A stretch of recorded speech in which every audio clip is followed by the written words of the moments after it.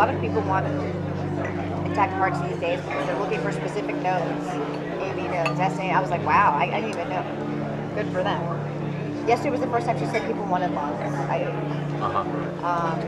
And then, like I said, always as many intact livers as possible. People just want livers. Some people want lower extremities too, which that's simple. I mean, that's easy. I don't know what they're doing with it. I guess they want muscle. Yeah, a dime a dozen.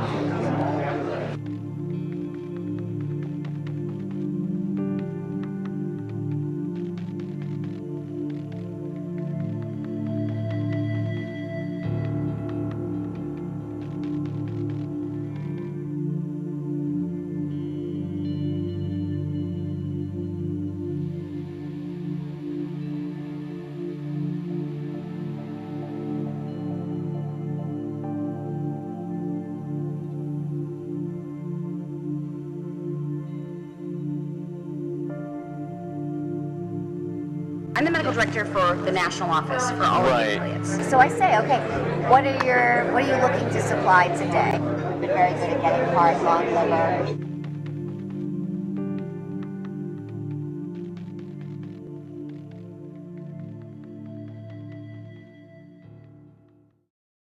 Every provider has had patients who want to donate their tissue, and they absolutely want to accommodate them. They just want to do it in a way that is not perceived as this clinic is selling tissue, this clinic is making money off of this. Okay, so when you are or the affiliate is determining what that is monetary, Yes. so that it doesn't raise any question of this is what it's about, this is the main.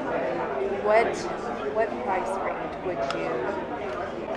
You know, I'm going to throw a number out. I would say it's probably anywhere from $30 to $100, depending on the facility and what's involved. The $30 to $100 price, that's per specimen that we're talking about, right? Yeah.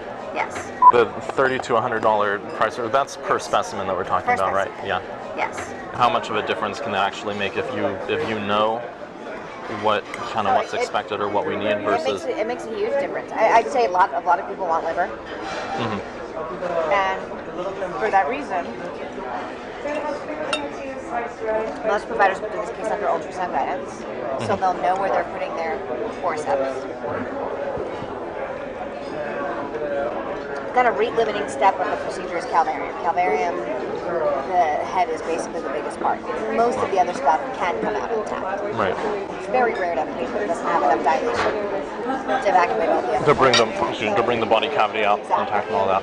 So then you're just kind of cognizant of where you put your graspers. You try to intentionally go above and below the thorax so that, we've been very good at getting heart, lung, liver, because we know that, so I'm not going to crush that part. I'm going to basically crush below, I'm going to crush above, and I'm going to see if I get it out intact. And with the calvarium, in general, some people will actually try to change the presentation so that it's not a vertex, because when it's a vertex presentation, you never have enough dilation at the beginning of the case unless you have a real huge amount of dilation to deliver an intact calvarium.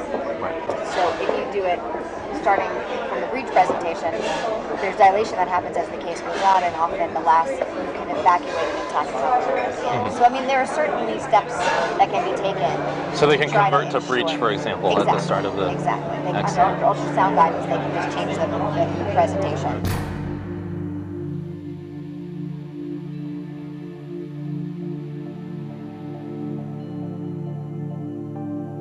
Under ultrasound guidance, they can just change the presentation. To bring the body cavity out intact and all that.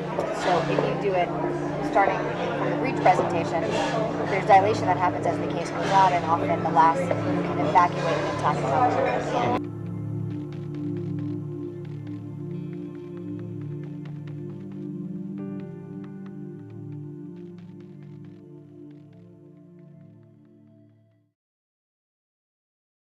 Federal abortion ban is a law, and laws are up to interpretation. So if I say on day one I do not intend to do this, what ultimately happens doesn't matter. So yesterday was a clinic day. For example, like what did you procure? I asked her at the beginning of the day what she wanted. Yesterday she's been a lot of people want intact parts these days because they're looking for specific nodes. Amy knows. Destiny, I was like, wow, I didn't even know. Good for them. Yesterday was the first time she said people wanted lungs. And then, like I said, always as many intact livers as possible. People just want liver is. People want lower extremities too, which that's simple. I mean, that's easy. I don't know what they're doing with it. I guess they want muscle. But Yeah, a dime a dozen. if you maintain enough of the dialogue to the person that's actually doing the procedures and they understand what the end game is, there are little things, changes they can make in their technique to increase your Even success. though they have a set way that they do it, they're open to changing it. Is that what you're The saying? reasonable people, sure. For example, so I had 8 cases yesterday, and I knew exactly what we needed, and I kind of looked at the list, and I said, all right, this 17-weeker has 8 pounds, and this. So I knew which were the cases that were probably more likely to yield what we needed, and I made my decisions according to that too. So it's worth having a huddle at the beginning of the day, and that's what I do.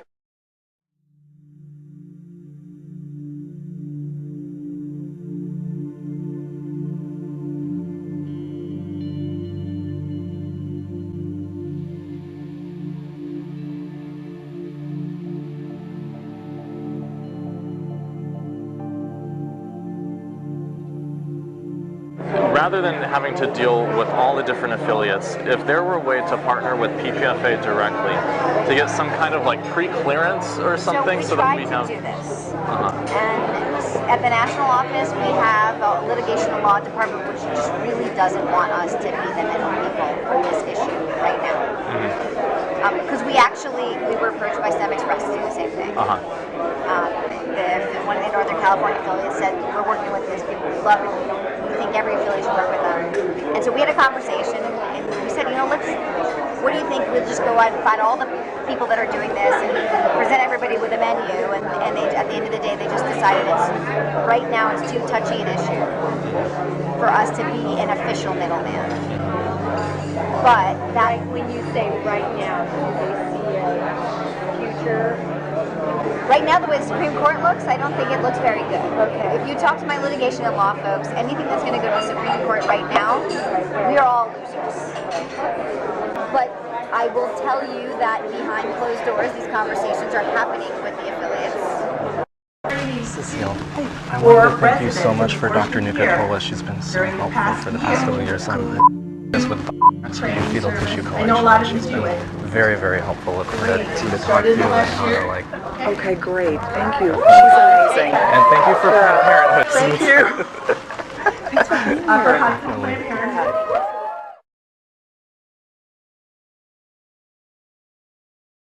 Hello, I'm Cecile Richards, President of Planned Parenthood Federation of America. I want to be really clear. The allegation that Planned Parenthood profits in any way from tissue donation is not true. What would you expect for intact tissue? What sort of compensation? What sort of... Well, why don't you start by telling me what you're used to paying?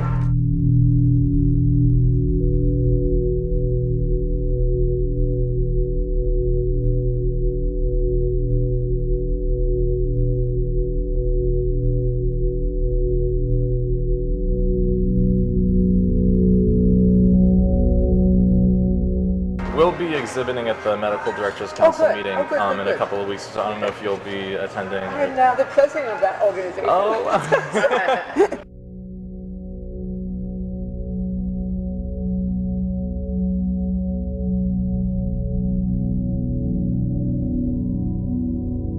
So we had just started the conversation, and Susan was explaining they're a startup, that they have been about a year in business. They're a for-profit company that's connecting researchers with people willing to donate tissue. Our volume, thank you for giving it to me, is 800 a year, with 60 in the second trimester, and we're just starting to talk about how the process worked with Novogenics down in Los Angeles when I was there. Okay. To back up a little bit, PPFA, our parent body, is on board with tissue donation, but we have to ask for a waiver to do it, and we have to lay out for them what our program's going to be like. And the mechanics of it was that Heather, Novogenics person, would come to the site, and our staff would sign the patients up and get consent, and then Heather would look at the tissue and take what she required. So it was logistically very easy for us. We didn't have to do anything. So there was compensation for this. We didn't have to do anything. So there was compensation for this, and there was a discussion as I was leaving. They had been paying by the case, and there was some discussion about doing it in a different way, or I don't know what you're used to doing, how are you used to doing compensation. The patients don't get anything, of course. But. Okay, so I'd like, what would you expect for intact tissue? What sort of compensation? What sort of? Well, why don't you start by telling me what you're used to paying? Okay, I don't think so. I would like to know what would make you happy. What would work for you? Well, you know, in negotiations, the person who throws out the figure first is at a loss, right? So. No, I don't look at it that way. I know you want to play that game. I get it, but no, I want lowball because I'm used to low things from. You know what? If you lowball, I'll act pleasantly surprised, and you'll know it's a lowball. Okay. What I want to know is what would work for you. Don't lowball it. Okay. Tell me what you really. $75 a specimen. Oh, that's way too low. And that's really way too low. I want to keep you happy. I've been at places that did 50 too. But see, we're not in it for the money. Well, why don't you start by telling me what you're used to paying? Oh, No, I want lowball $75 a specimen, and we don't want to be in the position of being accused of selling tissue and stuff like that. On the other hand, there are costs associated with the use of our space and all that kind of stuff. So what would you think about? Right. So way higher than that. So I'd like to start at around 100. Okay. Now this is for tissue that you actually take, not just the tissue that the person volunteered that you can't find anything. Right? Exactly. Now this is for tissue that you actually take, not just the tissue that the person volunteered that you can't find anything. Right? Exactly. Right. What we can use, what is intact. So that's why I'm saying no, don't lowball. I want you to be happy. It's complicated by the fact that our volume is so low too. I mean, are you looking at 8 and 9 week specimens or only second trimester specimens? 10 to 12 week, end of the first trimester. If those are pretty intact specimens, then that's something we can work with.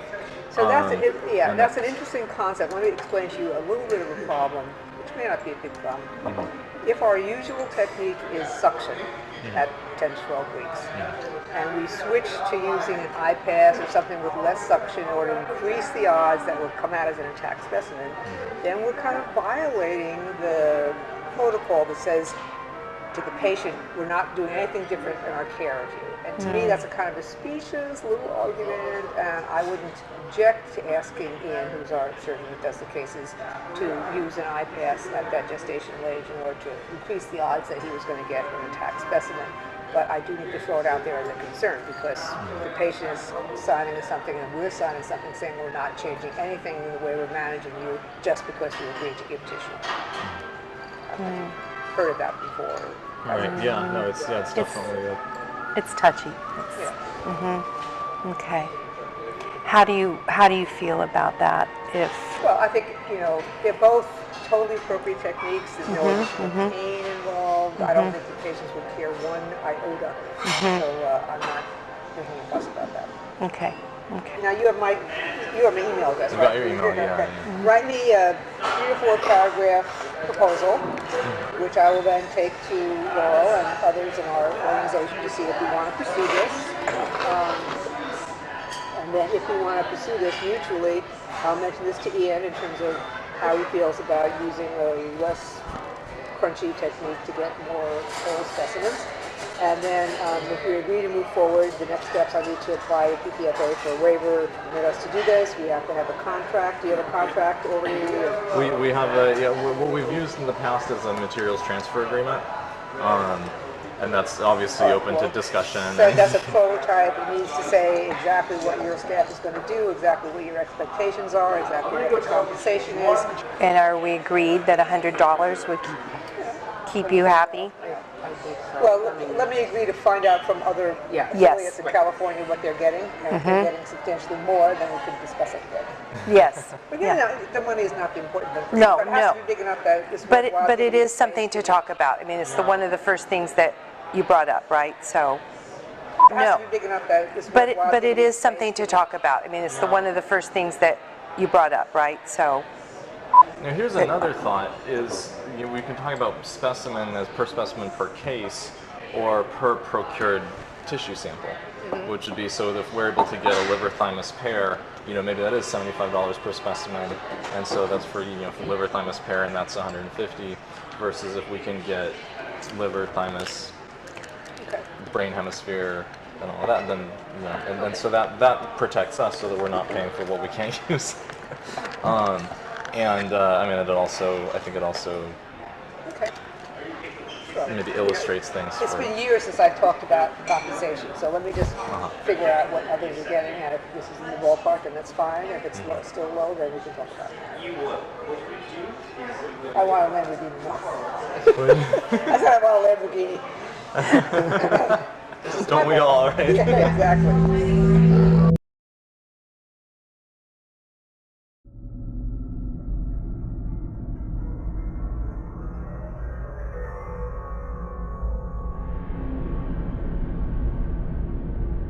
I thought I was going to be just drawing blood, not procuring tissue from aborted fetuses.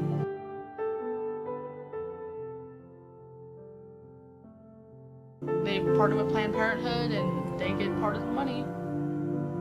So I say, okay, what are you looking to supply today? You can imagine where they would run with this, like, you're selling blood for,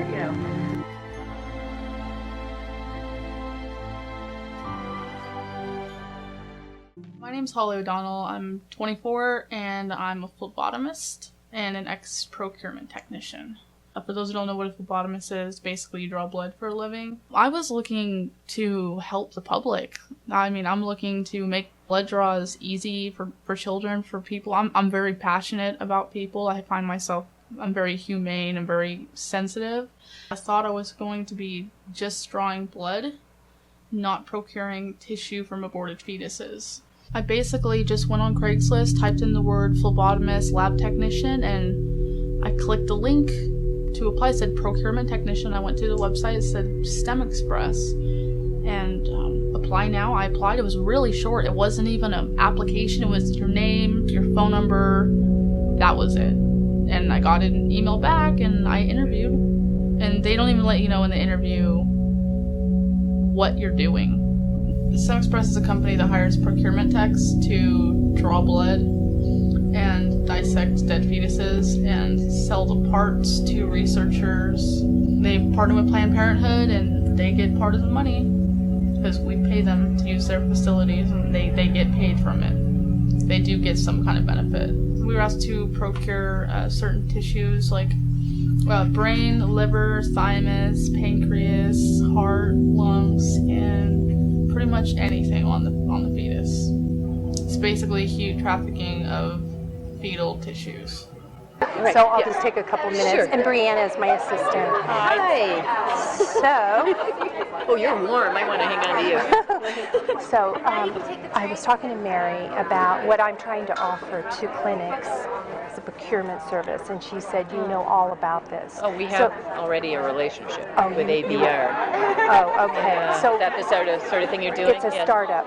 So there's already a service there. I'm thinking with my business head that using them for over 10 years, a really long time. So I just kind of renegotiated the contract. They're doing the I can't remember what they call it, but the big collection for government level collections and things like that.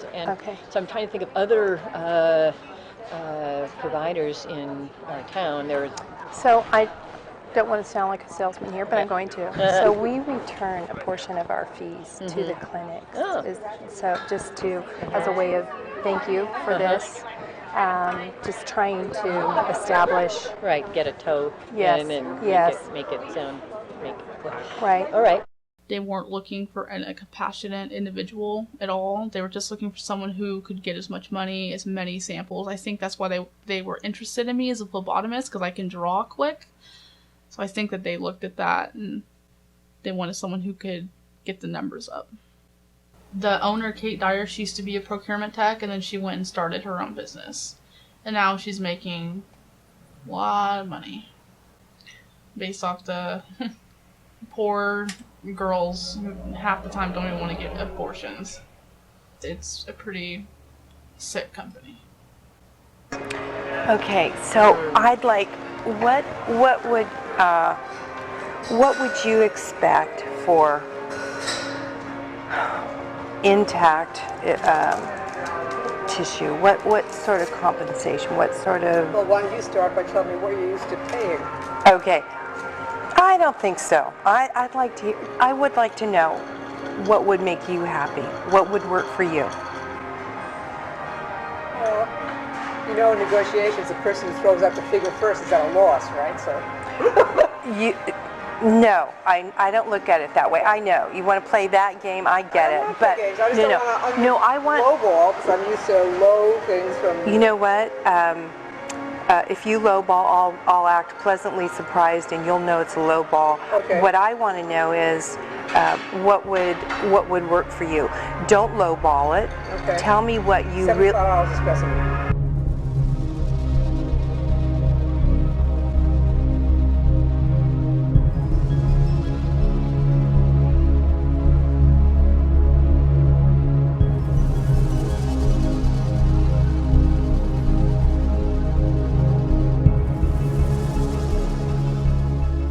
Whatever we could procure, they would get a certain percentage. The main nurse was always trying to make sure that we got our specimens. No one else really cared, but the main nurse did because she knew that Planned Parenthood was getting compensated. So she wanted to make sure that everything was going great for us, that it was going great for them, and for us, and it was going great for them.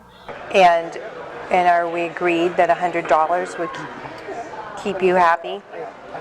Well, let me agree to find out from other affiliates in California what they're getting. And if they're getting substantially more, then we can discuss it again. Yes. And if this is in the ballpark, then that's fine. If it's still low, then we can talk about it. I want a Lamborghini.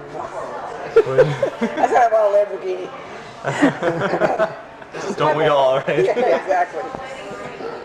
There was one instance where I know that one of the girls was working at the clinic, and she was anti-abortion, but I'm not sure why she was working there.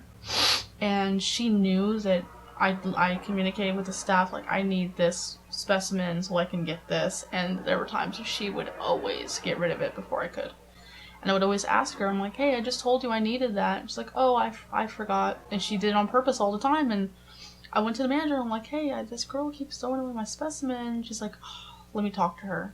And I remember her talking, she's like, we need them here, like, you need to let them have their specimens. But she was pretty adamant about it. She was trying to tell the staff, like, you need to listen to the text, like, you know, Planned Parenthood needs compensation. The harder and the more valuable the tissue, the more money you get. So if you can somehow procure a brain or a heart, you're going to get more money than just, like, chorionic villi or umbilical cord. That's basically what it is. So that, I guess that's an incentive to try and get the hard stuff, because they get more money. So I remember my first day, I was at the Concord Clinic, and it was very early in the morning. I was with one of my trainers, and I walk in, I meet the staff, and I look over in the corner, and there's a little light tray with pie dishes on it. I'm like, okay. And then I see someone come in with a bottle of something, and there was blood in it. I'm like, okay. And then they went over to the sink, and they emptied it out in a strainer and put it on the pie dish and lit it up, and I'm like looking like, what's going on? And my trainer comes over, and she puts on gloves, and she grabs some tweezers, and she's picking the parts away from the vaginal tissue. And I've never had anxiety before this at all. So I'm looking, and I don't know what's going on. I had no idea this was what was going to be happening, especially my first day. And she has tweezers, and she's like, okay, well, this is the head, this is the arm, this is a leg. And then she hands them over. So, oh, here you go. Can you show me some of the parts I just showed you? And I grabbed the tweezers. I'm like, because I didn't want to lose this job. I didn't know. I was already stoked to get it. So I did what she said, and the moment I took the tweezers, I put them in the dish.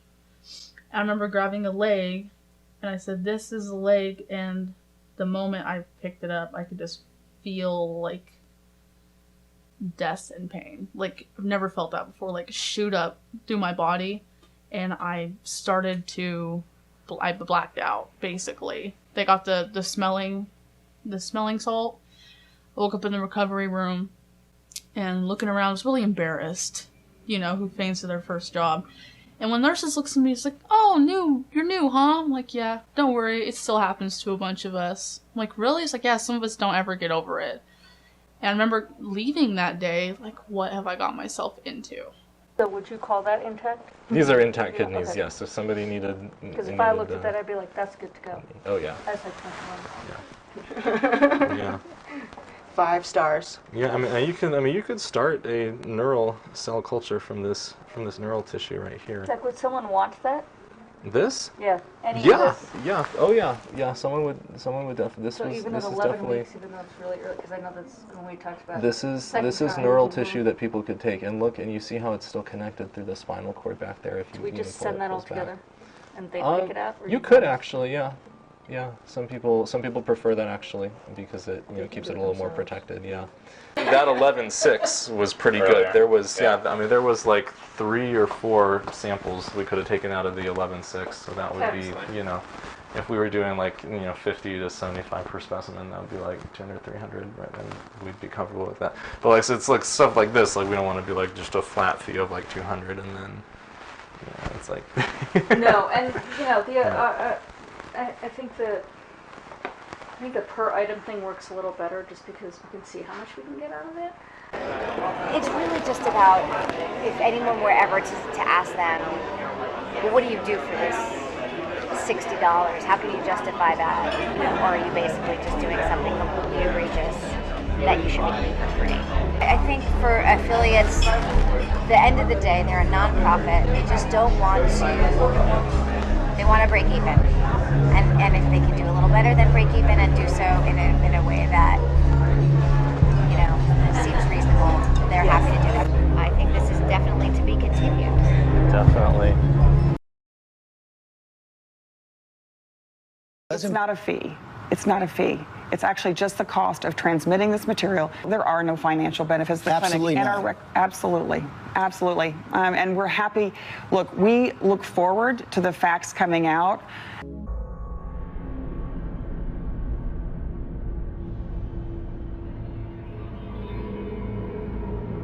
I think the per item thing works a little better just because we can see how much we can get out of it.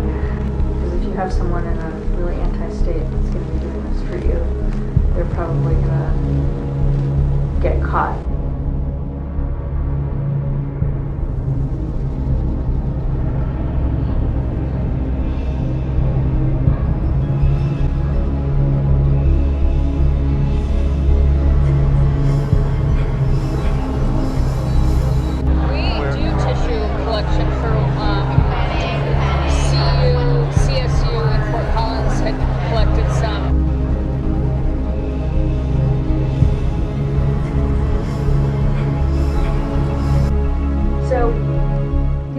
About 20, anywhere between 18 on a light day, but up to 25 patients a day. Obviously not all in the gestational age that you're interested in. But you want mostly over 14s? Yeah. You can kind of play with that lower range, I think, if the specimens are coming out more intact.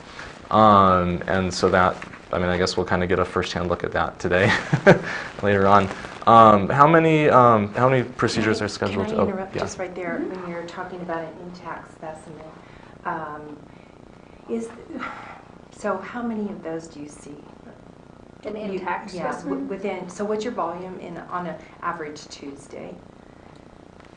With just second tries? Mm-hmm. Or maybe 5. So anywhere as low as 3 up to 7. Okay. All right. And so intact. Intact, so we do basically D&Es. Intact is probably less than 10%. Less than 10%. Sometimes, if we get if someone delivers before we are able to see them for procedure, then we are intact. But you'll that's never not know. what we go for. Yeah. We try Yeah. for that to not happen. Okay. Sometimes, if someone delivers before we are able to see them for procedure, then we are intact. So obviously we want product that we can use. Yep. That's, and, I think that's probably the biggest thing is that we want to avoid paying for material that we're not going to be able to process and use and send to researchers. So if there's, we certainly see a difference between, it makes a big difference to us if there's a case that is, so mangled we can't even get like a shred of, piece of liver out of it versus something that we can get, we can get liver, thymus, pancreas, and neural tissue. So obviously that second case is a lot more. Sorry, no, I didn't mean so to. compensation could be specific to the specimen. Okay. And I think then we would just, I think for us, we would need criteria. Yeah, clear criteria. For what makes something usable or usable. not. Okay. Right. And even if you have pictures, because I think some of it is visual, at least at this level. Right. Because we're not able to, we're not looking at things under the microscope too to see if whether it's usable or not. Right. So this is going to be naked eye determination, and so those kinds of things of what you're looking for. Obviously, you'd get trained.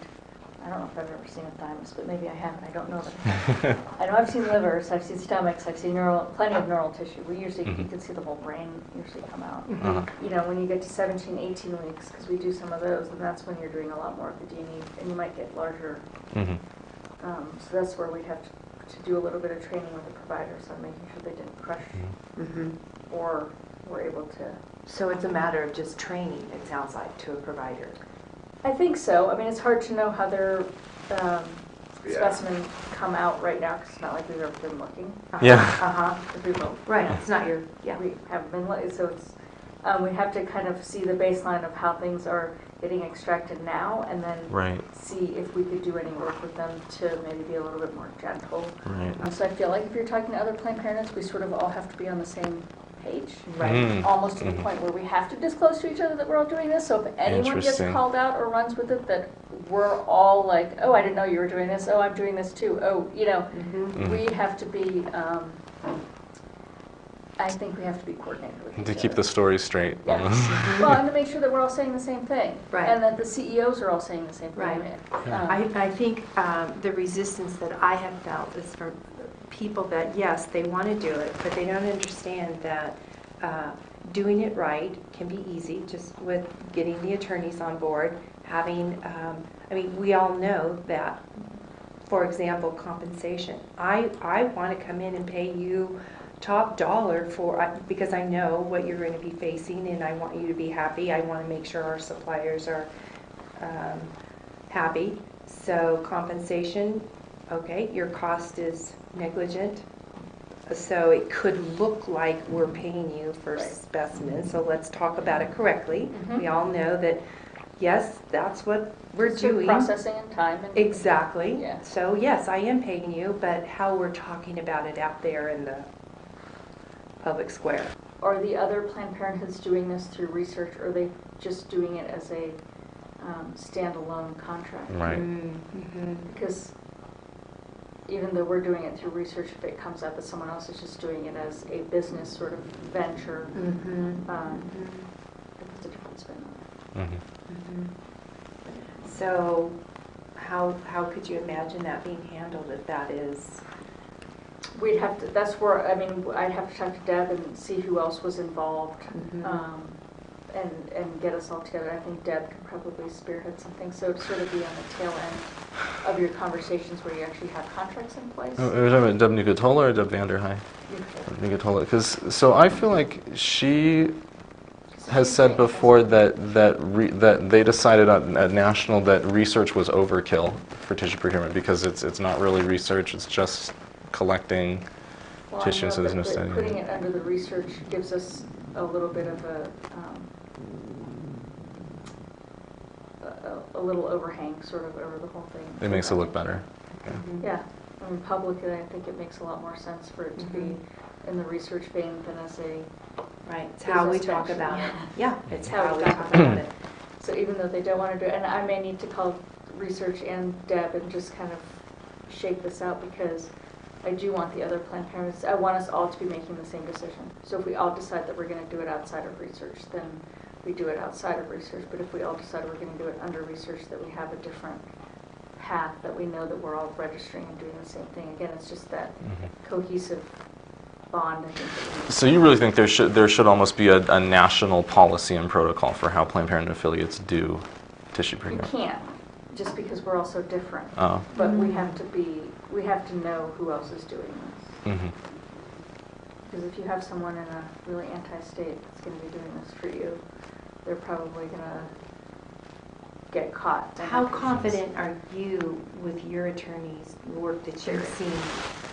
They're building many layers so that they are making it difficult. He's got it figured out, that he knows that even if, because we talked to him in the beginning, we were like, we don't want to get called on, selling beetle parts across. Neither do we. You know what I mean? Like, no one wants to get right. So how do we protect ourselves from that? And you feel confident that they're building those layers? And I'm confident that our legal will make sure that we are not put in that situation.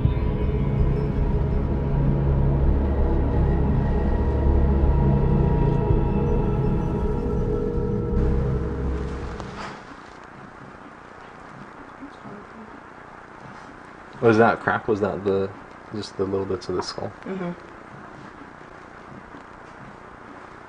Sometimes I was missing one leg, a foot.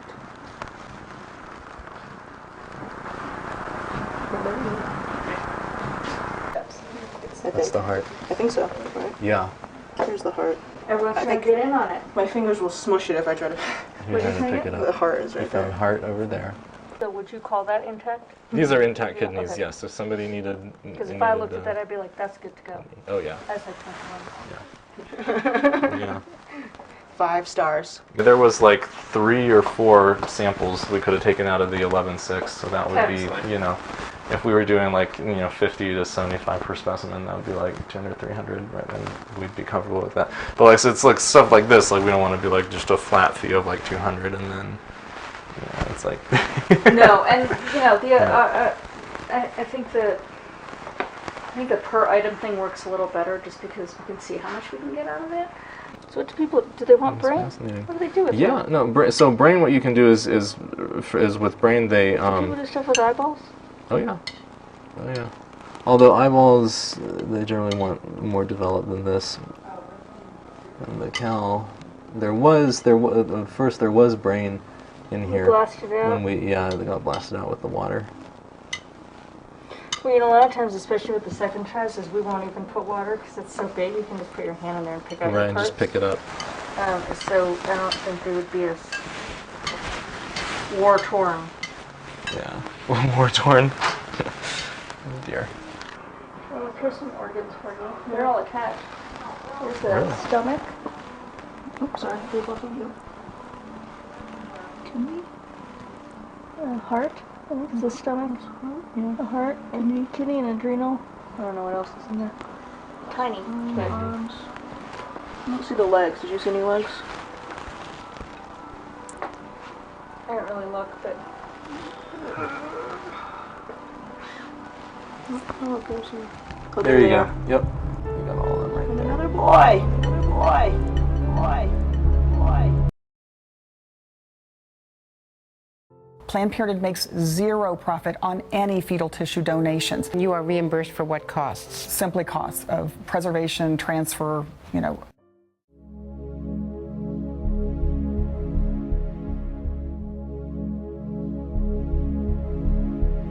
If we alter our process and we are able to obtain intact fetal cadavers, it's all just a matter of line items.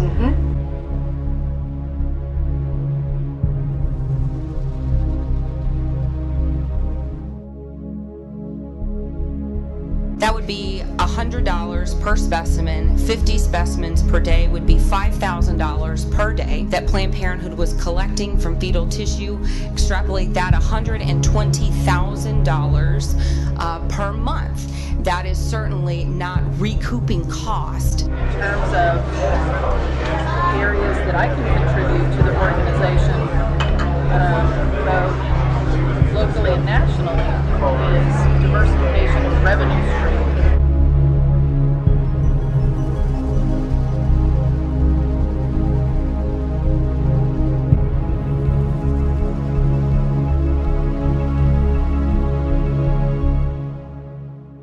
Well, so under the scope of where we probably have an edge over other organizations, our organization has been doing research for many, many, many years. And we've had studies in which the company, or in the case of the investigator, has a specific need for a certain portion of the products of conception, and we bake that into our contract and our protocol that we follow this. So we deviate from our standard in order to do that. Telling you this so then we can get creative about when and where and under what conditions can we interject something that is specific to the tissue procurement needs. Yeah. Sorry, that goes to my perfect for my next. Can you get creative? Can you alter if we say we need a liver? No, or not just liver, thymus, but let's say neural tissue is neural very tissue difficult is because. Could you adjust the procedure if you knew? Okay, they need high volume of this. Could you match that and? 18 to 22 week neural specimens, in so both hemispheres intact. Yes. You could do that. Yeah, I think we can. I mean, some of it is really outside. Some of it will be happenstance because sometimes as the procedure is happening, the procedure itself for the removal is generally standardized, and I'm saying generally loosely, generally standardized. And so just depending on the patient's anatomy, how many weeks, where it's placed in the uterus, we're going to potentially be able to have some that will be more or less intact, and then some that will not be. Right. So, but it's something that we can look at exploring how we can make that happen, so we have a higher chance. It'll probably also require a little bit of input from the doctors, because the doctors are the ones asking, directly doing that, and when it matters, in the cases of when it's mattered, and the physicians also need an intact specimen, they can make it happen. So we just need to figure out how that we can do this, under our project needs. How many providers practice in the second trimester? Oh gosh, that's a good question. Everybody that is here does. And really, specifically, the later than 16-week cases, I guess. I want to say that we have 6. 6 providers that go beyond 16 weeks. Oh wow. And that's something we'll have to discuss, with the docs and see how they can do it. Because some of our doctors in the past have projects, and they're collecting the specimens, so they do it in a way that they get the best specimen. So I know it can happen. The doctors were also doing research. Oh wow. Yeah. So okay, very good. I'm more on the business end of it, and know that just going with the history of what's happened and wanting to not have that happen again. So for specific specimens, the compensation would be higher because we know you're going to run into problems. There's going to be more. How do we frame that so that we're not saying we're giving a higher? Yeah, we can work it out in the context of obviously the procedure itself is more complicated, so that anything that we integrate into that procedure without having you cover the procedural cost is going to be higher, So anything of a higher gestational age, there's more opportunity for complication, there's more administrative time involved. Sometimes the procedures are longer. So then anything that we piggyback onto that for collection purposes, obviously, would have to reflect that additional time, cost, administrative burden. So that our compensation that's higher to you for our specific specimen intact could be Yeah. built And into that's something that getting more information about it, as intact as you need, how we're going to do that. Then from there, when I'm working with our clinical trials and all of our additional specimen collection needs, I'm pretty bullish about getting as much information as I can prior to budgeting. Well, that your financial background, really, I think that's what you can see the benefit of this financially. Just having that background and seeing that there is it's gold out there. And it can be so beneficial. So I'm glad that you have that background so that you see the financial benefits of getting the right specimen and getting it intact, and if you have to change the procedure just a little bit within the framework that keeps it, we're all talking about it the same way and the right way, but that financial gain and the to your staff just knowing this is the end. I think everyone realizes, especially because my department contributes so much to the bottom line of our organization here, even though we're one of the largest affiliates. Our research department is the largest in the United States, larger than any of the other affiliates combined. Wow. If that provider is needing to change the technique a little bit, and I know I'm going against my side of this, but I'm okay with, no, I want you to be paid per specimen, and rather than, oh, here, just ship this off. No, this is what we're looking for, and if you can do that and it compensates you and financially that's helping you to grow your clinic, I'm willing to do that.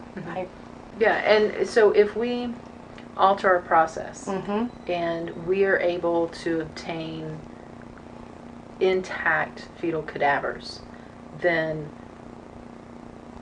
we can make it part of the budget that any dissections are this, and splitting the specimens into different shipments is this. I mean, it's all just a matter of line items. And so what are they? Are they requesting just liver or liver thymus? Liver thymus longo? Everything. CNS, brain, kidney, thymus, liver, spleen, femur, bone marrow, hematopoietic stem cells from 14 to 22 weeks of gestation. They're going to engraft all of those or just the hematopoietic? Purpose and objectives. And they want it up to 22 weeks. Yeah, including CNS, brain. Wow, they want everything. See, so that's the thing. So for a study like that, if we could provide, just a whole cadaver, and then they can take exactly what they want with the full quality, and everything, that is actually going to be ideal for them. Well, it would make me very happy for us to finish up what we need to do, and I can put you in contact with them. And their range ranges 14 to 22 weeks is what they're saying. Yes. Okay. Oh, and I was wrong. They want 120. 120. This is huge.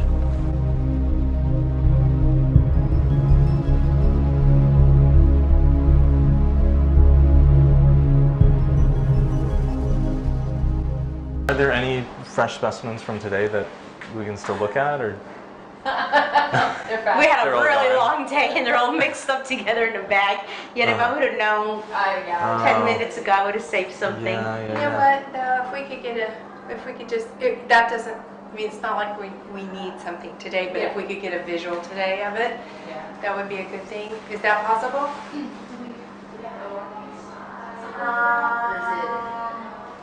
Yeah, let me see.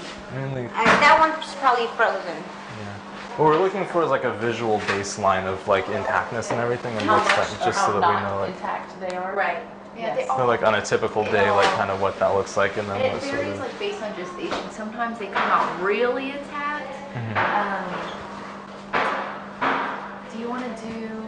You're not going to see nothing intact today. Because the way we collect the tissue, it all gets collected into one container. We either, you know what, is it cremation? What was the latest case that you did today? The latest case we did today was a 5 week and 3 days. No. 20. It was a 20. I know what you mean. Right. 20 station age. And that was one of the very first ones. So I'm assuming that one could almost be frozen. So we're oftentimes looking for liver and thymus are two of the most in demand. Yes. Excellent. All right.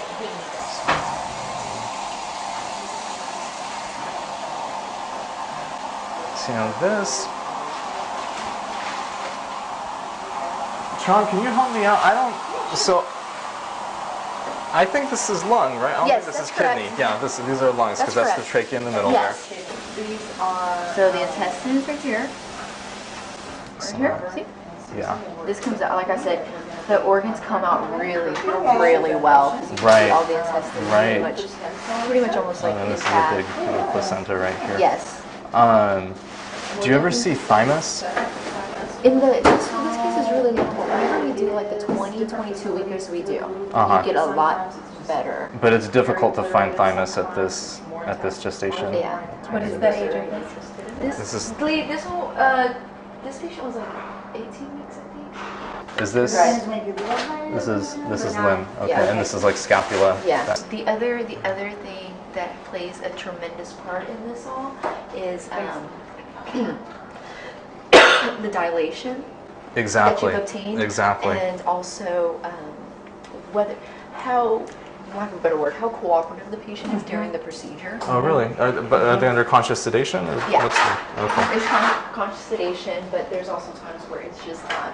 You've pretty much maxed out, and that's their tolerance. Oh. Sometimes it's a little bit more difficult. Mhm. To completely relax. Sometimes it's a lot easier to not do so many passes of the forceps. So it just really varies. And like I said, a lot of it does depend on the dilation that was obtained. And like all of our procedures over 20 weeks actually go through a 2-stage dilation process. So usually like the cervix is, like for this procedure, cervix easily like at 3 centimeters. What we do in the OR is that we lay them out to account for everything before it kind of gets put back in the basin and just like sealed up and packaged up. Because we actually do a lot of collections for sexual assault cases. Kind of, but with that it's different. It's like some placenta and a long bone. But it's still very, it's very cleaned up, so it's different than this as well. So. These orbits are good too, and at this stage you start to get the retinal pigment epithelium, which is in the back, which is you've collected that before. So all the orbits are so easy, like 95% of the They're easy to find too, even in the early gestation, because you're just looking they for come the. out like firmer a month, I feel, because it whittles down some. Is that a Bible number for you? How many per month? Or the gestational age, 14 to 16, or? No, 40 from like 16 to 22. There's how many per? Yeah. 40 to 50 easy. Per month. Yeah. Other Family Planning Fellowship at Columbia, the active researcher. So she's very well versed in what she needs to do. To just change up just a little bit. Okay. They've already talked with PPFA, done Capitola and the whole group up there, and because fetal tissue donation varies so much state by state, PPFA is moving away from a standardized policy. Yeah, so because I attended the patient service day, and Kristen Flood did talk about fetal collection and stuff like that, so yeah. Very interesting. Remember when I first got here, and it was, you have to have this form, it has to be like this. We had to have this particular consent form, very specific, but yeah, no, that's what Kristen was saying. Because they're encouraging more participation, but they don't want to get too into the mix of it. Yeah. Interesting. Okay, cool. And any idea why the other affiliates in Texas think it's illegal? Really? You want to see some more? She told me, it's like, it's not an option. Like, it's a demand. That's what your job is. There are times where they would just take what they want. And these mothers don't know. And there's no way they would know.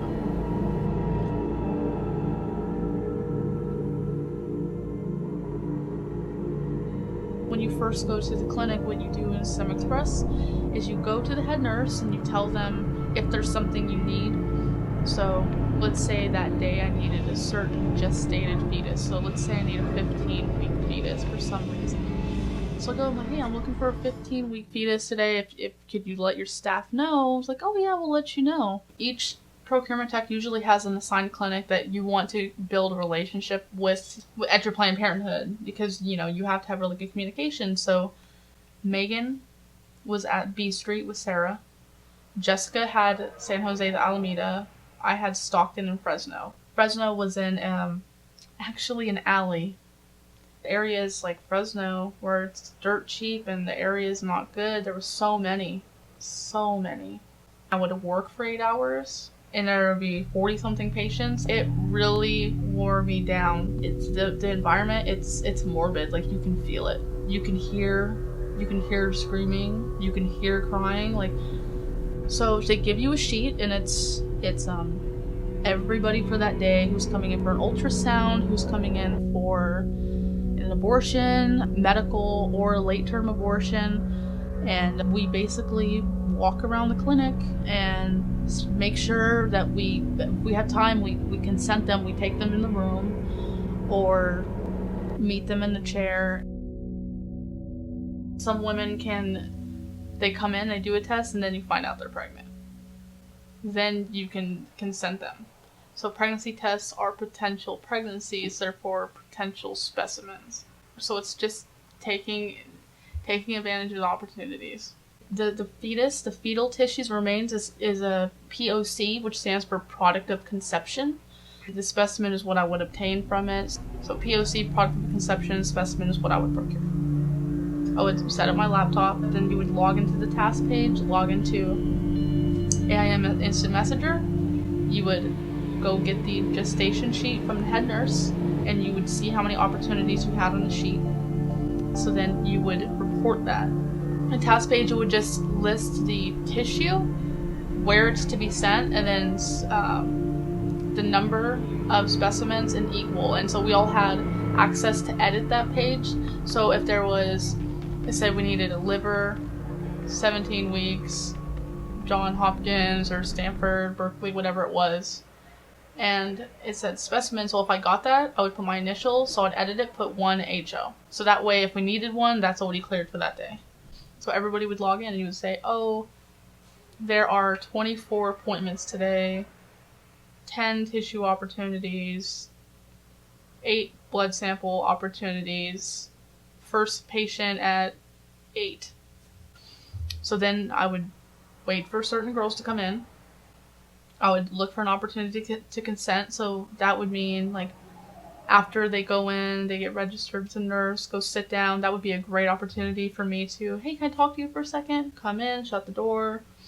STEM Express, had a consent form we'd have to initial. You know, I'm certified, I'm donating, I know I'm not going to be reimbursed or compensated.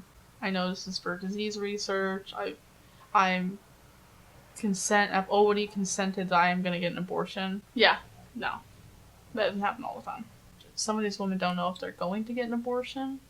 Some they're not 100% they're going to get it done. Didn't know a lot about Dr. Berman, other than he worked for Planned Parenthood. There were actually comments made about him. He had a reputation for going viciously fast. Like if we didn't watch him, we would lose our specimens. It was that fast. If there wasn't a girl in the room, he would get mad. He would pace the hallways if there wasn't something to do. Like, it's almost like he wanted to do it. And that made me really concerned. And how fast he was going with these women. And I felt bad. Like, there was a few times to where if he was working and I had a girl who did not want to get it, but she felt she had to, I wanted to tell her, do not go to this clinic. When I imagine, because I've seen abortions, I imagine him literally going into the room, lifting the covers, going in, grabbing, and walking out. Like, that's how fast it is. It's ridiculous. I was the only person who is a licensed CPT-1, a licensed phlebotomy technician, but the other individuals were drawing blood in the clinics. The coworkers I had, they would not consent the donors. If there was a higher gestation and the technicians needed it, there were times where they would just take what they wanted. And these mothers don't know. And there's no way they would know. There were times where, I remember one time was the Fresno clinic, and that was the most high volume clinic we have, lots of abortions, lots. And I had a very gestated woman that was a LAMS patient. So LAMS patients, it's a 2-day process. So they take a certain material, they come in, they insert it into the uterus to expand it, and then you come the next day, they take it out so they can extract the fetus. So I consented her, and she said no, and I'm fine with that. I'm not going to press anybody. I'm not gonna consent a girl who's throwing up from the abortion medication. That's not who I am. And she said no, and the next day, Jessica came, and she's like, oh, the high gestated girl, you have to get her, make sure you get her. I'm like, oh, I already consented her yesterday, she's not comfortable. And she looked at me like, okay, walked out, took her into the room, and she came back out and she was holding all these tubes. And all I said to her was, what did you say to her to get that blood? She's like, nothing.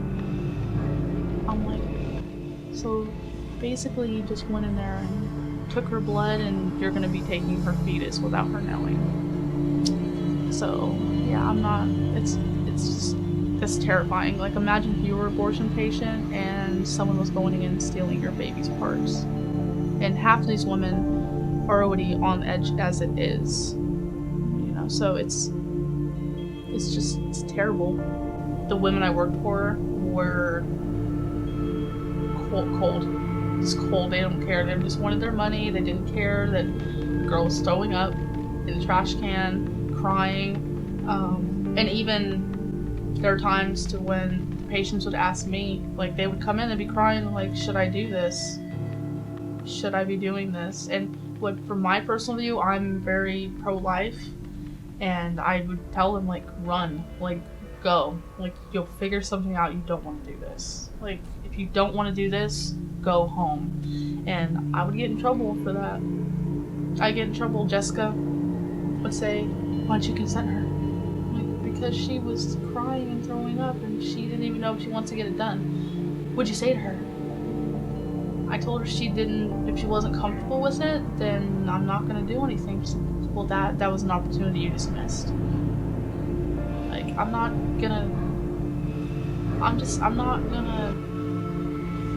tell a girl to kill her baby so I can get money. And that's what this company does. Straight up, that's what this company does. My job was to go there and get blood and tissue parts. Like, it wasn't presented as an option, really. From my boss, the words of Sarah, it's not. Like, she told me, she's like, it's not an option. Like, it's a demand. That's what your job is. I said, I'm not gonna push them over the edge when they're already on the edge. Like, there's a reason why they keep journals in the recovery room. Like, if abortion was a good thing, there wouldn't be so much emotional damage from it. End of story. I would take my sample, I'd put it in a tube, I would label it with a specimen sticker, I would take it back to the room, update the task page, put 1 or 2, how many I got that day, and I'd fill out the paperwork on my computer, print it out at the lab, and that's what I would do all day. And then at the end of the day, I would put everything in a FedEx package, and I would have to drive to a FedEx and drop off the specimen. And the sad thing is, people would ask what was in the box, and I didn't know what to say. Like, oh, there's dead baby parts in there. For example, so I had 8 And I knew exactly what we needed, and I kind of looked at the list, and I said, all right, this 17-weeker has 8 grams, and this. So I knew which were the cases that were probably more likely to yield what we needed, and I made my decisions according to that too. So it's worth having a huddle at the beginning of the day, and that's what I do.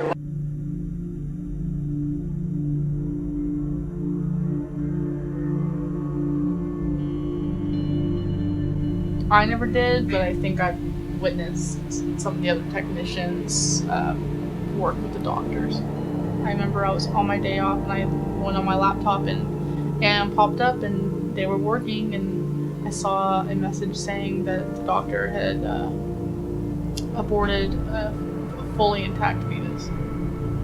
Fully intact, and SemExpress was sending it straight to the lab. I literally have had women come in and they'll go to the OR and they're back out in 3 minutes, and I'm going, what's going on?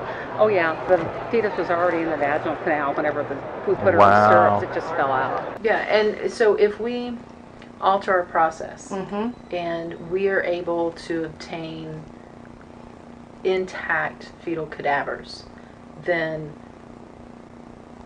we can make it part of the budget that any dissections are this, and splitting the specimens into different shipments is this. I mean, it's all just a matter of line items. Usually they want both hemispheres intact with the brainstem, which usually doesn't happen. They'll take like an 80% intact or 70% intact, then you have to contact them and see if that would be okay. Kind of rate-limiting step of the procedure is calvarium. Calvarium, the head is basically the biggest part. Most of the other stuff can come out intact. Right. It's very rare to have a patient that doesn't have enough dilation to evacuate all the other To bring them function, to bring the body cavity out, intact and all that. And with the calvarium, in general, some people will actually try to change the presentation so that it's not vertex. Because when it's a vertex presentation, you never have enough dilation at the beginning of the case unless you have a real huge amount of dilation to deliver an intact calvarium. So if you do it starting from the breech presentation, there's dilation that happens as the case goes on, and often the last you can evacuate an intact calvarium at the end. So I mean, there are certainly steps that can be taken. So they can convert to breech, for example, at the start of the... Exactly. Under ultrasound guidance, they can just change the presentation. Okay. I was training with Jessica in the Alameda, and I've been doing it for a few weeks, so I kind of knew what I was doing, but kind of not. And it was really busy, and one of the doctors came in and she looked really frustrated. The medical assistants were with her, and I don't know, it was my deal to listen and see what's going on, and the doctor just says, if she can't calm down, I can't do the abortion. Like, and I can't medicate her. Something like that, and she was just distraught. The other thing that plays a tremendous part in this all is the dilation that you've obtained, and also how lack of a better word, how cooperative the patient is during the procedure. Finally, the woman, she calmed down, and the doctor went in to perform the abortion. It takes a little while, and I'm in the hallway. I see the jar come out, goes into the path lab, and Jessica, I can hear, is preparing it, rinsing out the jar, rinsing out the linen, the wrapping that catches it, dumping it in the strainer, rinsing it off, putting water in the pie dish, and getting it ready for the doctor. So then I hear her call my name, hey Ollie, come over here, I want you to see something kind of cool, this is kind of neat. So I'm over here, and this is the moment I see it, I'm just flabbergasted. This is the most gestated fetus and closest thing to a baby I've seen. And she's like, okay, I want to show you something. So she has one of her instruments and she just taps the heart and it starts beating. And I'm sitting here and I'm looking at this fetus and its heart is beating. And I don't know what to think. Is there still circulation in the heart once you isolate it? So, so there are times when after the procedure is done that the heart actually is still beating. They induce fetal demise at about 20 weeks, 18 to 20 weeks, and so they inject digoxin into the fetus. Right. I was actually going to ask you about it because I want to make sure there's no digoxin on my sample. No. providers who use digoxin use it for one of two reasons. There is a group of people who just use it so that they have no risk of violating the federal abortion ban. If you induce a demise before you do the procedure, nobody's going to say you did a live, whatever the federal government calls it, partial birth abortion. Whenever you're talking about fully intact fetuses in the context of fetal tissue procurement, those are situations where no feticide, like digoxin or potassium chloride, no chemical like that can be used to kill the fetus beforehand because that poisons the organs and the tissues. Yeah. And so in that case, it's prima facie evidence of born alive infant cases. And it's like, you know why that's happening? And I knew why it was happening. It's because the electrical current was, the nodes were still firing. And I don't know if that constitutes it's technically dead or it's alive. It had a face. It wasn't completely torn up, and its nose was very pronounced. It had eyelids, and its mouth was pronounced. And then, since the fetus was so intact, she said, "Okay, well, this is a really good fetus, and it looks like we can procure a lot from it. We're gonna procure brain." So, the moment I hear something like that means we're gonna have to cut the head open. So it's like, okay, so what you do is you go through the face. I'm thinking, no, I don't want to do this. And she takes the scissors and she makes a small incision right here and goes, I would say, to maybe a little bit through the mouth. And she's like, okay, can you go the rest of the way? And I'm like, yes. And I didn't want to do this. And so she gave me the scissors and told me that I have to cut down the middle of the face. And I can't even describe what that feels like. And I remember picking it up and finishing going through the rest of the face.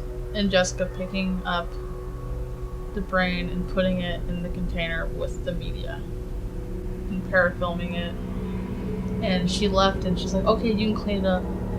And I'm just sitting there like, what did I just do? And that was the moment I knew I couldn't work with the company anymore.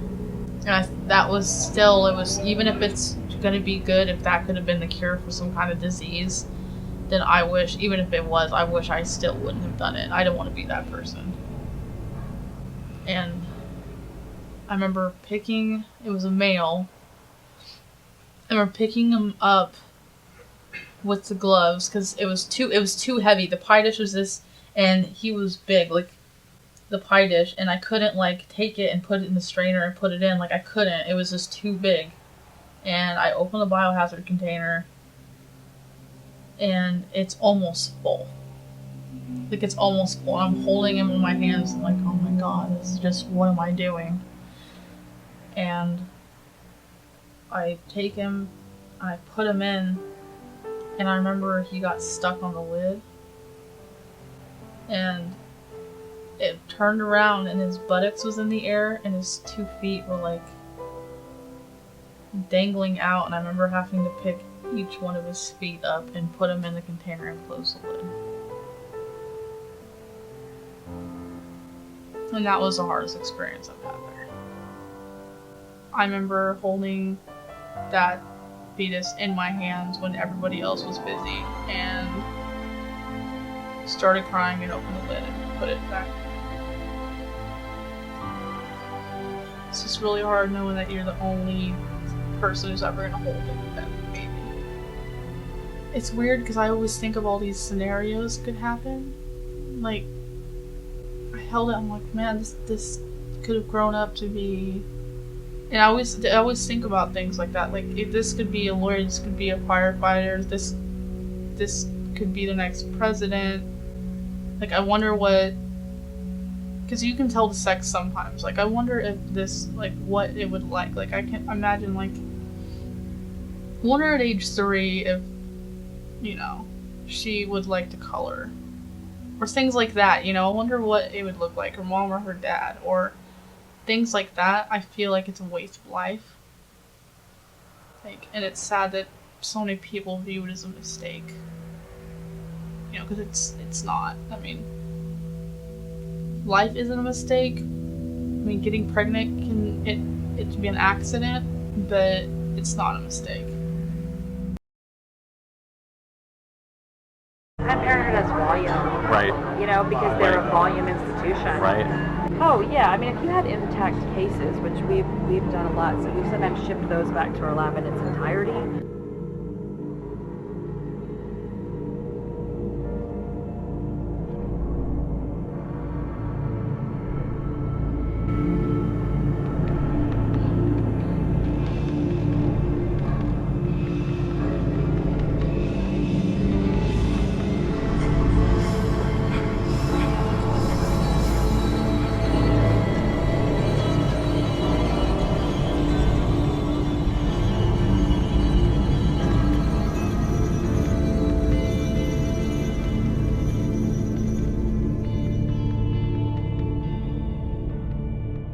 What I saw, I had one incident where I had a person that I promised something to, and I couldn't deliver. And I told Robert, we need to find, places that are able to produce the volume you need. Yes. Yeah. So that we're not looking. Oh yes, we can get you this. Yeah.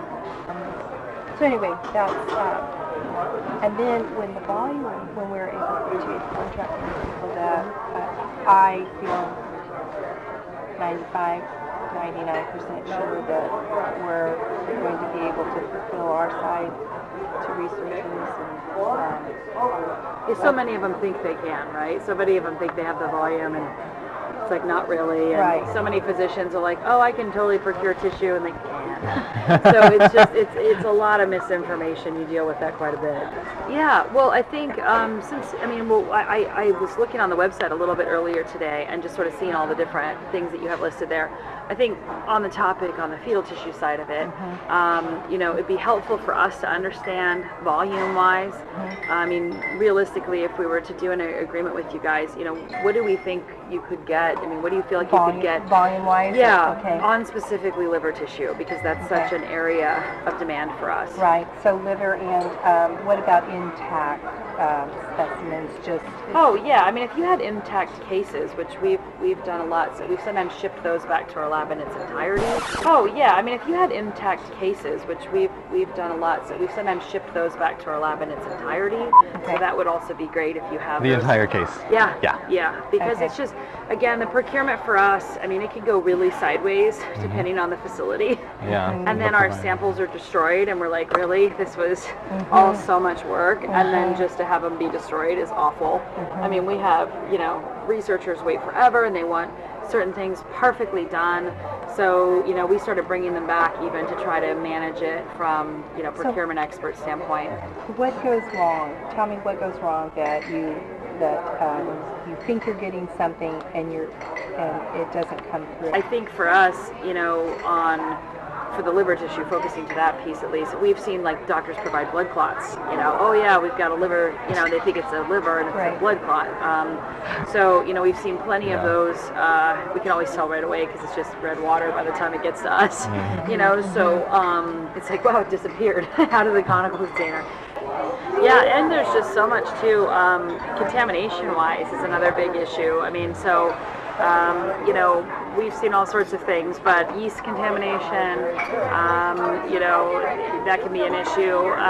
You know, we have a number of quality checks we have to go through with things internally, you know, just to make sure that we're not, you know, investing a bunch of money into trying to isolate cells just to find out that they're contaminated. So it's just, you know, there's a lot of steps there too that the researchers ask us to do. So, yeah. And then we'll do testing on our side, so we'll be able to see, you know, and sometimes we find that it can be clinic specific. I've seen really rampant problems with bacteria in certain clinics. Some where you're kind of like in question of really should they, you know, I've seen staff come out of clinics, so I mean I've seen all sorts of things come out of clinics. So just the different sites that we visited. Yeah, I mean, exactly, right? So it's how serious the clinics sort of, you know, in their own facility kind of looking at that too. So But so then, I mean, on the range piece, and you know, I mean, what do you guys feel like you could do on that front? Maybe. So what would keep your lab happy? Like what would make your lab happy? Another 50 livers a week. So what would keep your lab happy? Another 50 livers a week. Yeah. Okay, so you can handle that. Yeah. Okay. Yeah, I mean, it's you know, volume for us, and just so you guys know too, on the collection side for us, we're also, as you know, as you see Megan out there at clinics, right? I mean, we're working with, you know, almost like triple-digit number of clinics. So it's a lot on volume, and we still need more from what we do. So it's a lot. Okay. Yeah.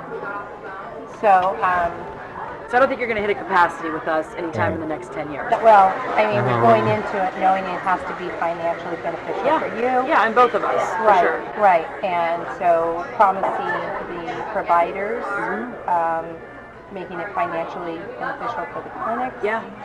Everybody has to be doing their job, and that's what I'm trying to find out is who needs to be doing what, who hasn't been doing what, why has it been a failure financially for clinics or you or us, and solving those problems so that everybody's profiting financially. I feel like there's clinics out there that have been burnt that feel like they're doing all this work for research and it hasn't been profitable for them. Really? No, do you feel that way? Sorry, that was. Oh, I thought you were saying that. Yeah, no. Okay, good. Yeah, I was gonna say I don't see that either. I feel like there's clinics out there that have been burnt that feel like it hasn't been profitable for them. I was gonna say I don't see that either. I haven't seen that piece either with that. As you probably know, potentially, I mean, I think that one of the issues with neural tissue is so fragile. It's insanely fragile. Right. And, you know, I don't even know. Whenever you're ready, no rush. Thank you. Thank you. Thank you, guys. It's very sweet. I was going to say is that I know we get requests for it's the hardest thing in the world to ship. You do as the whole Calvarium. That's it. Yeah, that's the easiest way. And I mean, we've actually had good success with that in the past. So like, make sure the eyes are closed. Tell the lab it's coming. So don't open the box. Oh God. You know what I mean? So yeah, where so many of the academic labs cannot fly like that. They're just not capable. Why is that? I don't understand that. It's almost like they don't want to know where it comes from. Megan's seen that, where they're like, we need limbs, but no hands and feet need to be attached. And you're like, they just want the long bones and they don't want to see that they want you to take it all off, like make it so that we don't know what it is. Yeah. It's like bone the chicken for me, and then that's it. You know, and then I'll eat it. But we know what it is. I mean, with their lab. So this goes to that whole stigma. Oh yeah. You know, and their lab techs freak out and have meltdowns, and so it's just kind of like, yeah. And I think, quite frankly, that's why a lot of researchers, ultimately, some of them get into a lot of other things, right? They want to look at bone marrow, they want to look at adipose, they want to look at, you know, adult human kind of adult-based sampling, because they sort of want to get away from having to publish a picture, a paper that says we derived this from fetal tissue. Okay. Do you feel the same kind of support like from Cecile and from Deborah? And yeah, and just, you know, everyone at PPFA and just, you know, the affiliates. I mean, I just think you're either in the cause or you're not. Yeah. And if you're not in the cause, like, they don't need you around. Get out. They need champions. And if you're not a champion, you should go. Yeah. Because that's just, you know, and I don't know, the clinics, you know, they're very guarded, as they should be. Yeah. And who do they let in their house? They want champions in their house, right? So it's just, I think it's that same concept, and ABR's just never truly understood that. Yeah. And I think it's been sort of the downside to them. Yeah. Are you seeing any trends between the independents versus Planned Parenthoods, or your percentage right now breakdown? Are you doing, like, is it pretty split evenly, 50-50? It probably is. I don't know. It is different, but, you know, I don't know that I could think really one has more pros or cons than the other. I mean, Planned Parenthood has volume. Right. You know, because they're a volume institution. Planned Parenthood has volume. Right. You know, because they're a volume institution. Right. Oh, we have already a relationship with ABR. Business had that. Using them for over 10 years, really a long time. Whenever we have a smooth portion of liver, we think that's good.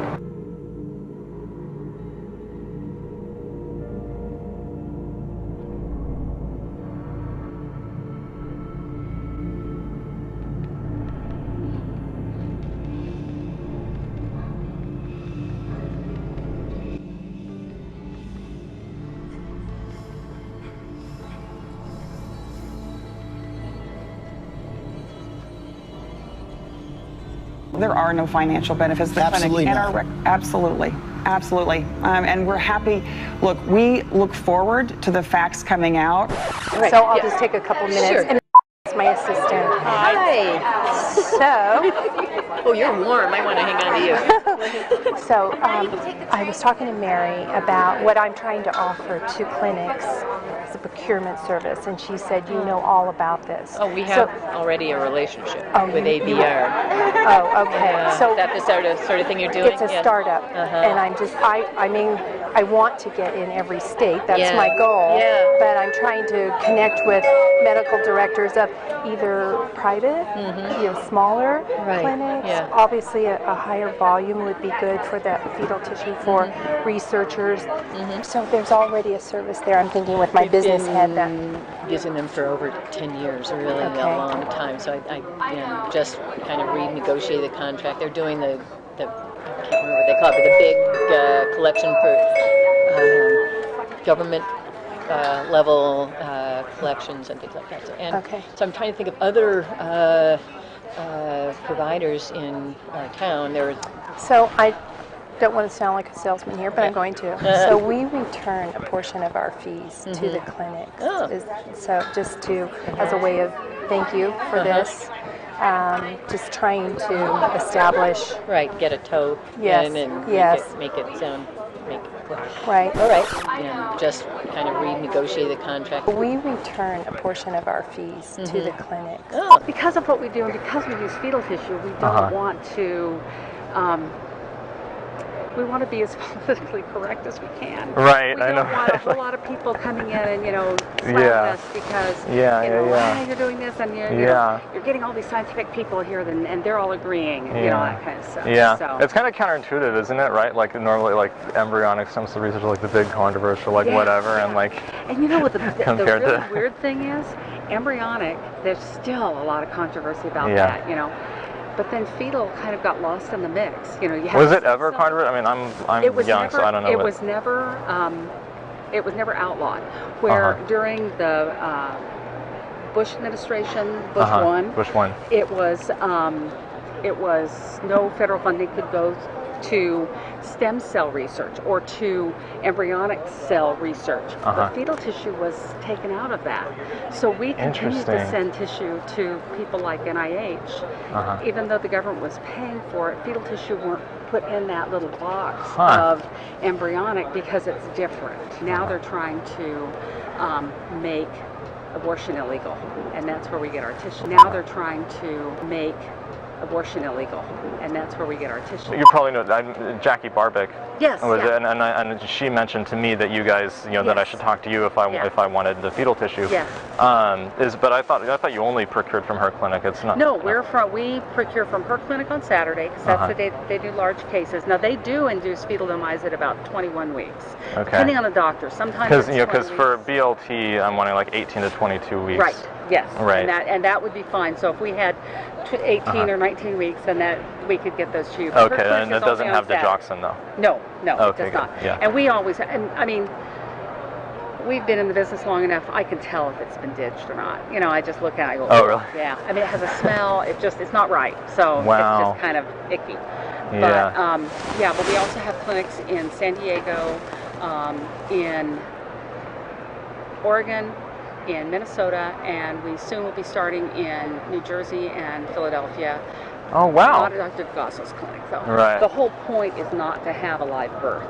Okay. And so the doctors have unless it's somebody who has had 6 pregnancies and 6 vaginal deliveries. And then it just kind of pops out. They put lambs in, and she comes in the next morning. And I literally have had women come in, and they'll go in the OR, and they're back out in 3 minutes. And I'm going, what's going on? Oh, yeah, the fetus was already in the vaginal canal whenever we put her on syrups. It just fell out. I'm going, what's going on? Oh, yeah, the fetus was already in the vaginal canal whenever we put her on syrups. It just fell out. Wow. So, because if they've had a lot of births, then that's kind of what happens. Right. But most of the time, it is not intact. We have some other people who would like to get, like the biliary tree area, that kind of thing. Yeah. And I think over the past 3 months, we've been able to send 2. Really? Because they just are. The abdomen is always ripped open. Wow. And I don't understand. Are the organs inside intact, like the liver and the? The organs are. Reasonably. Everything will just get ripped up. You know, whenever we have a smooth portion of liver, we think that's good because most of the time it's like, you know, just the instruments they go in to pull, and it's just whatever presents first. And unfortunately, and I don't know why, a lot of times the abdomen presents first, and they just go in and start pulling. And so they just pull it out by the abdomen. They're not trying to. They're not trying to. They don't have my interests in mind. Or mine. It really pisses me off. Whenever we have a smooth portion of liver, we think that's good. Well, see, this is the thing, quite honestly. I used to go into this argument. So Linda ABR is a not-for-profit and wasn't paying any of the clinics and was funding places in Hawaii for themselves. Oh my gosh. And all sorts of things, but I would go into clinics and they would say, oh, you're a for-profit and you want to pay us? But like, and I'm like, so I want to pay you. She doesn't want to. And she has a place in Hawaii. And I'm like, oh my God. We're trying to give money to you. You know, and they would say, yeah, that is kind of strange, you know? And I said, right, and I pay tax, just to be clear, that actually donates, ends up funding programs back to you guys.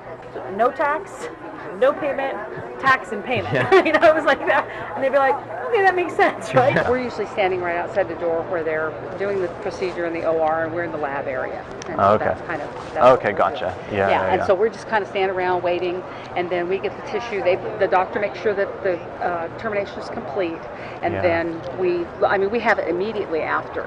So well, like immediately after they just bring it straight over. They just bring it out. The doctor kind of goes, yeah, and then they usually say it's done, and so. Some of some staff.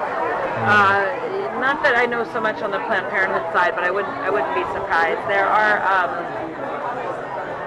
some staff in the past that have been on the payroll with ABR.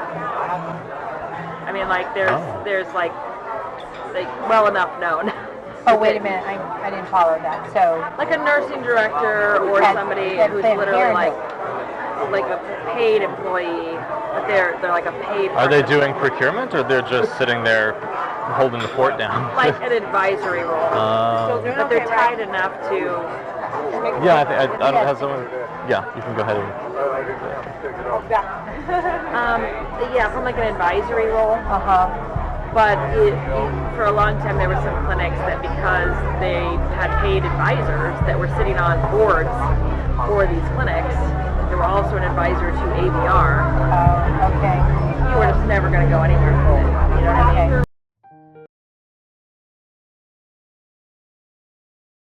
So I think the American people know who Planned Parenthood is and that we are not selling body parts. A company like this that wants to give our organization money for the tissue, like, I think that's a valid exchange and that's okay.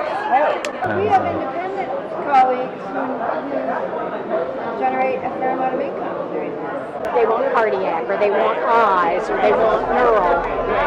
Certainly everything we put, gonads. Oh my God. Yeah. Gonads.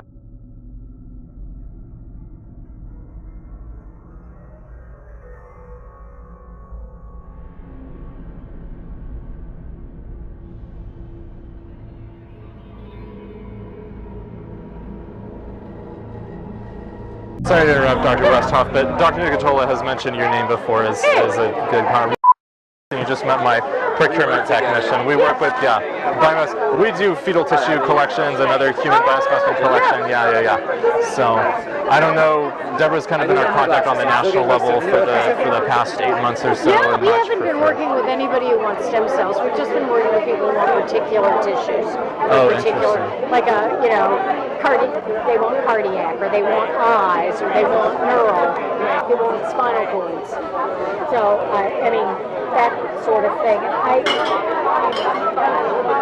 Certainly everything we put, gonads. Oh my God. Yeah. Gonads. everything we provide is fresh. We have a department that is focused on our abortion providers, and the head of that department is here, and I'm sure they have, you know, in essence at their fingertips, information about volume and second try versus first try and so on. And I think they would be the right people to explore whether affiliates are different. Obviously, we would have the potential for a huge PR issue on doing this. It's something we're very discreet about it. Everybody else is very discreet. Yeah. Well, I will make sure you're here for the whole we'll be here all weekend, as they say. Yeah, we've got to. So but it's Deb Nugatola you've spoken with so far. I'll make sure you talk to a couple of our National Office Abortion people. This is important. This could destroy your company and us if we don't time, those conversations correctly. This is Deb Vanderheide, Director of House. Hello. Good to meet you. Pleasure, thank you. Is it the liver only that you're Oh no, it's all kinds of stuff. Definitely, liver is probably easily the most, the highest in demand right now. And then neural tissue and neural progenitors is another big one that's very difficult because that's where specimen quality and the antagonism of specimen is a big concern because the brain is really, really fragile. So. Yeah. Do you, can I ask you about remuneration? Yeah, compensation, what's your policy and what have you been? We would, however they want to work it is fine with us. Typically, most places are doing per specimen because it just makes most sense because that's how they work and that's how we work as well. That's actually, I'm supposed to have a discussion with one of the affiliates possibly later this weekend about that. Yeah. One of the things that we advise is our affiliates is to really consider that carefully. That might be a different situation with independents, though. I have been talking to the executive director of the National Abortion Federation. We're trying to figure this out as an industry about how we're going to manage remuneration. Because the headlines would be disaster. Oh, absolutely. It has to be very discreet, absolutely. What I understand from Deborah is there's not a set PPFA national policy right now, or how does it all come together? We're absent a policy, and that's relatively intentional, and the policy that we do have suggests that you just really think about what you're doing, vet your procurement service, and if there's any way you can do it mission-based, that's probably better. But if you do decide that you want to engage in remuneration, you just really need to think that through and think New York Times headline when you're creating your policy. Yeah. You don't by any chance have on you the PPFA guidelines on tissue procurement or anything like that? There are no guidelines. Not written. Yeah, there are guidelines on research, but there are not guidelines on tissue procurement. Okay. And there will never be guidelines. Oh, just to keep it. There's no guidelines. If something qualifies as research, if an affiliate wants to participate in a particular research study, there are guidelines on how that happens. If they're gonna, participate in something like this, there are mechanisms by which contracts can be reviewed and things like that, but there are no guidelines. Deb gets requests, and I get requests about whether or not people should be working with. Well, the requests have been coming. We hear STEM Express. STEM Express is the other one, and should we work with them? Because Shasta Pacific, now Northern California, they work with them, and they're sort of vocal about it. Yeah, STEM Express has the whole north, For the first few years that it happened, it was treated as research, and then we realized that was kind of overkill. Because we didn't have a particular IRB-approved study. It just didn't fit into our framework, and so we just kind of backed off of that. I guess I'm talking even in terms of compensation and stuff like that, Nothing is written. There's nothing in stone. If they do it, that's fine. We're not going to say no, but we want them to think about really the New York Times headline. Is this really worth getting? I don't even know what a specimen generally brings in. It really varies from place to place. We would start at probably $100 per specimen is what we've been quoting people. So And that can, some people do more, some people do less, and it just kind of depends. We have independent colleagues who generate a fair amount of income doing this, and if they have a smaller At the margin independent or don't clinics, have the ability to fundraise because they're not a nonprofit, that's really helpful. Well, it's an issue you might imagine that we're not that comfortable talking about on email. And so we want to have the conversation in person. Folks will ask the national office questions, and we certainly have answers to the questions, but we don't have a policy per se. And that is by choice. So for now, that's the way it will be. Well, yeah, but there's there's opportunities for people to find out about it. I sort of, my stance on that is like, I feel like you're bullied by ridiculous lies and this media that doesn't focus on truth. And I don't really think that we should participate in that level of discussion, and that we should operate as an organization the way any other organization would. And so I don't feel, I'm a researcher at heart, so like I love the idea of being able to do this and participate in research, because my career doesn't do that. I would love to see this happen somehow. I'm probably maybe not so sensitive to like ridiculous debate. Like, let's have a debate on the real issue and truths. That's a discussion I would participate in. I don't feel like we should participate in discussions based on color. I mean, that's kind of my thought process in that. Based on what? I may be alone, but that's what I feel about that. Are you suggesting that the conversation was too conservative? I feel like sometimes this is my first time here. I've only been with the organization for a year and a half, so I don't know the history like somebody who's been here for a really long time. But I've always been a supporter. I've been a patient, and now I'm working here. And I just feel like we shouldn't participate in ridiculous social discussions. We should participate in the valid ones, and that we should not curtail our business for ridiculousness. Maybe curtail our business for an actual real discussion. I don't think anybody was suggesting that curtail. The message to me that I heard today was go for it. We think it's a great idea. Just do it right. Exactly, and I understand that, but like a company like this that wants to give out organization money for the tissue, like I think that's a valid exchange, and that's okay. Providing that we are very sensitive to the patient and consent and all of that, and I don't see a problem with that. I understand that we have to worry about a rep and everything like that, but well, I think a congressional hearing scared the bejesus out of people 15 years ago when there was a congressional hearing on it. It turned out to be fraud. But what was the fraud? There was a person in opposition that said Planned Parenthood had changed the way it does its procedures so that they can collect tissue so that they can sell tissue. Turned out that was false. We've been very good at getting parts on liver because we know that. So I'm not going to crush that part. I'm going to basically crush below, I'm going to crush above, and I'm going to see if I can get it intact. But it sparked a congressional hearing and some federal legislation, which is where some of that came from. So we just want to not have to repeat that. Right. And there are a lot of Planned Parenthood. There are Planned Parenthoods that participate in donation programs that are reimbursed for. And that's fine. Yeah, it's fine. Okay. We're just suggesting that call us, help us, or let us help you walk through some of those steps to make sure that it's done right. Card? Yeah. We can talk about this some more. So, yeah, I think go for it. And use us to the extent that you can. Okay. Thank you very much. Yeah. Appreciate it. And I know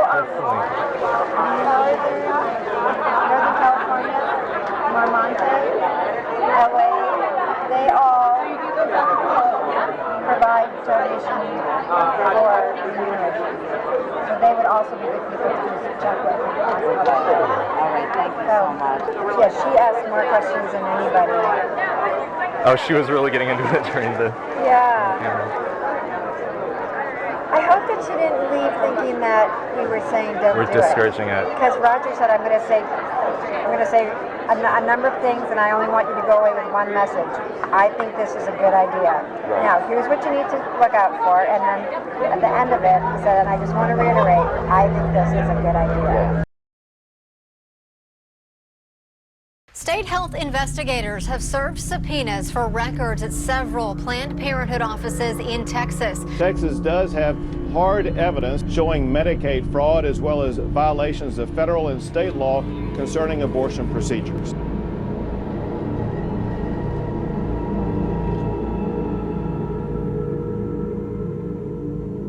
It was trunk intact.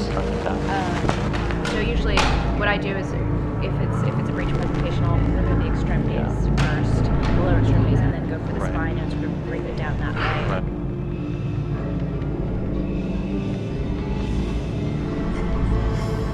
Those are actually, the people in those videos are amazing and compassionate and wonderful doctors and staff of Planned Parenthood. I always try and keep the trunk intact just by function of always trying to aim for the spine to bring it down. If there was a training, I would just basically say any research case I'm going to do. And as you get better, I'll let you do more of those cases, but we really need to try to do this intact. So. Well, this will give me something to strive for.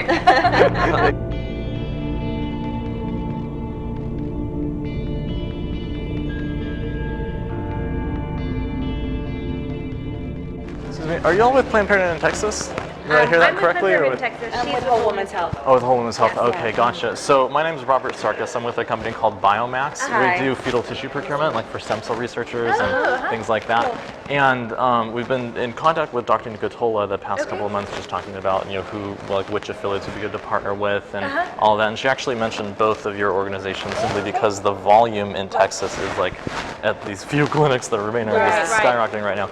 Is your medical director here? He is here, yes, and I'm going to be seeing him this afternoon, so I can send him over to the... Yeah, let me go ahead and give you some of our stuff. Yeah, and we do return a portion of our researcher fees to the clinics that work with us, so... Just so it's worthwhile for everybody. I think that ABR is doing $50 per specimen right now, was what I last heard.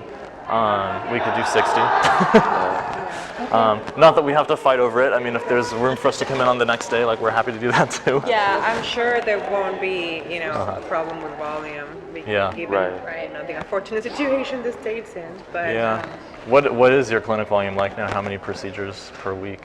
Well, I mean, it's changing now because the law went into effect last week, where like the rest of the clinics in the state closed. Right, and there's that's just what I heard. 8 that are open. Right. So it's hard to predict what it's going to be, but I know that 80,000 abortions happen in the state, and so we divide that by 8. So I guess I'm just we're scheduling 25 procedures a day, 3 days, 10 days a month. Wow. Is when we do procedures. So we're scheduling 25, and now we're going to be increasing it to 30. I'm the only provider, so there's only so much. Oh, you are one of the providers. Oh, I didn't realize. I didn't see the No, that's okay. I'm the provider at our Austin clinic. Okay.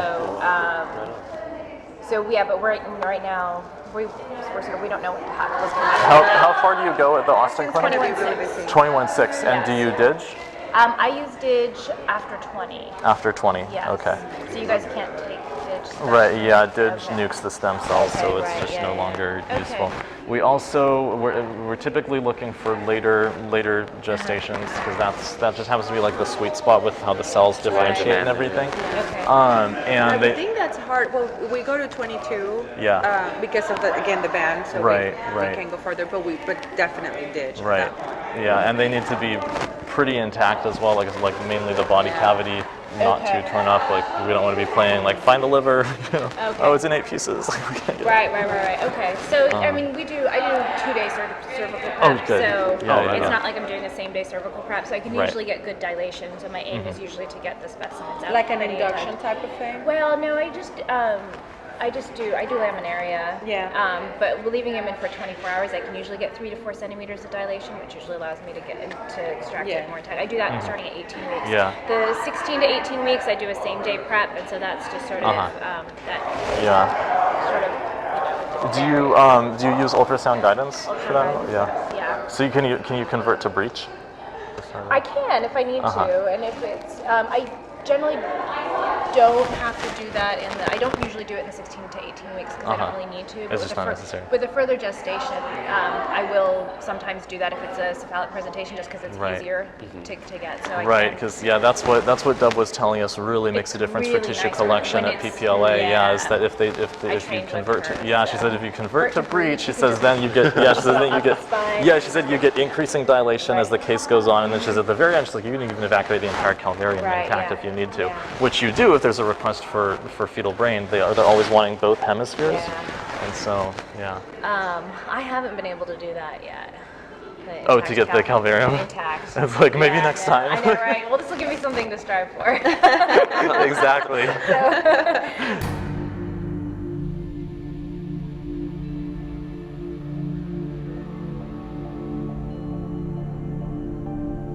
Excellent. Ultrasound guidance, they can just change the presentation. To bring the body cavity out, intact and all that. So if you do it starting from the breech presentation, there's dilation that happens as the case goes out, and often the last can evacuate the intact calvarium at the end.